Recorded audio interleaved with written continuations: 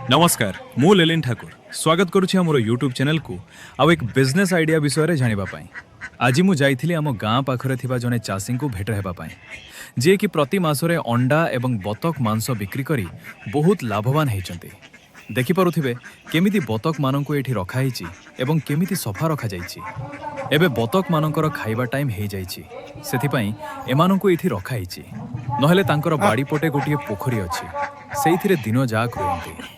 आज तो तांको सहित भेट होई पारलानी किंतु आउ दिने आसिकी तांको पचारि बुझिबा केमिति कोन खाइबाकू दियंती, केते टंका इन्वेस्ट करिथिले, केमिति तार जत्न नियंती, केते कोन लाभ करूचंती। एहारो फुल वीडियो देखिबा पाई एवं एमिति फार्मी बिजनेस आइडिया पाई आम चैनल को सब्सक्राइब करंतु एवं बेल आइकन दबाई दियंतु कारण आम फुल वीडियो आसिले नोटिफिकेशन प्रथमे आपनको जिबा। हां आउ गोटे शेयर करिबा पाई भूलिबेनी। धन्यवाद। जय जगन्नाथ।